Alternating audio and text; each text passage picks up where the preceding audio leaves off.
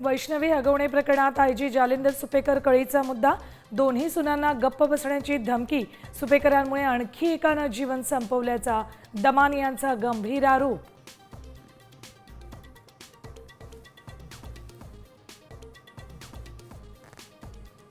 वैष्णवीच्या कुटुंबाला बंदुकीचा धाक दाखवणारा निलेश चव्हाण अजूनही फरार.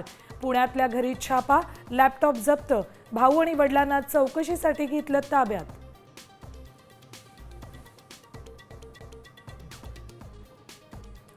राज्यात कोरोना वाढतोय, आणखी 54 रुग्णांची नोंद. मुंबईत सर्वाधिक 35 रुग्ण तर एकाचा मृत्यू. महाराष्ट्रात कोरोनाचे एकूण 186 रुग्ण.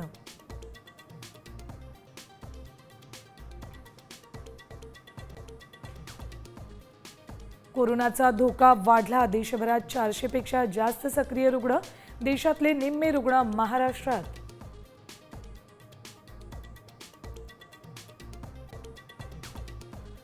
महाराष्ट्रासाठी पुढचे काही तास महत्त्वाचे. अरबी समुद्र खवळण्याची शक्यता, पूर्व मान्सून झोडपणार, हवामान विभागाची माहिती.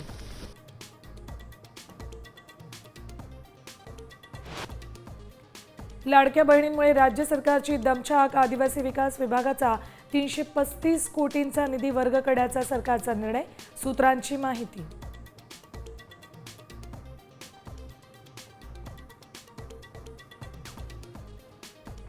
सामच्या बातमीनंतर कामगारांची लूट करणाऱ्या दलालांना दणका, कामगार किटच्या नोंदणीसाठी पैसे घेणाऱ्या दलालांना अटक.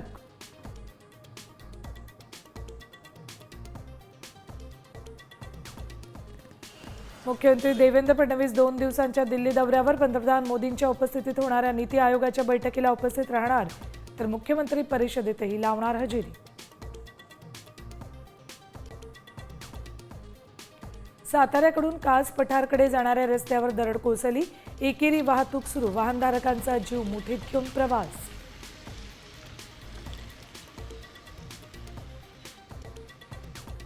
पुण्यातील कल्याणीनगर पोर्शे अपघात प्रकरणातील आरोपी डॉक्टर अजय तावरेचा पाय खोलात.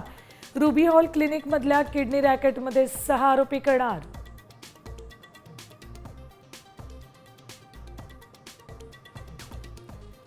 गोड पदार्थांना देशभक्तीचा गोडवा, मिठाईच्या नावातून पाक हटवलं. आता मैसूर पाक नाही तर मैसूर श्री.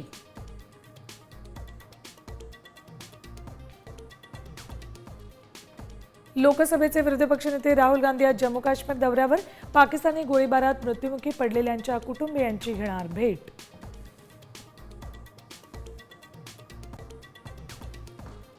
इंग्लंड दौऱ्यासाठी आज टीम इंडियाची घोषणा होणार. रोहित शर्माच्या निवृत्तीनंतर टेस्ट टीमच्या नव्या कॅप्टनचीही आज निवड.